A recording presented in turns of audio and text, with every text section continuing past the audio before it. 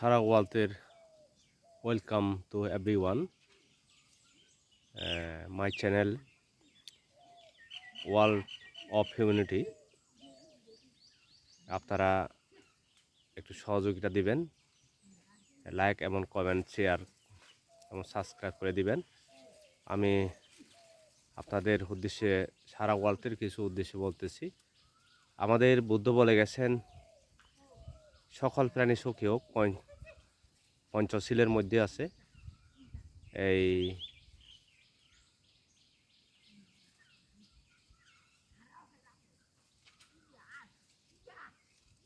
আমাদের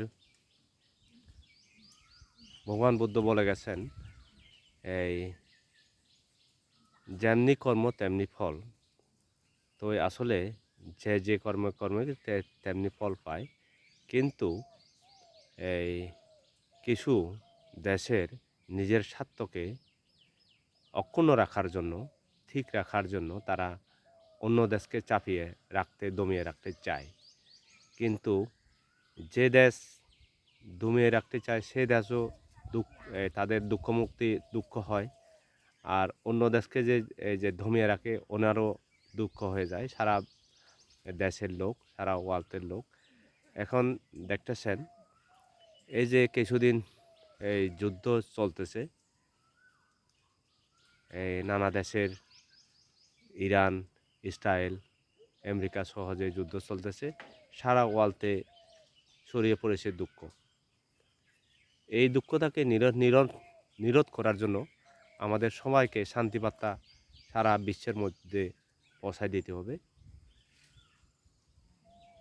তো আপনারা এই ইউটিউব, ফেসবুকে সবাই বলেন শান্তির বার্তা, এই সকল সারা ওয়ার্ল্ডে সবাই যেন সুখ শান্তিতে বসবাস করতে পারে, এই শান্তির বার্তাটা সবাই পৌঁছে দেওয়ার জন্য চেষ্টা করবেন।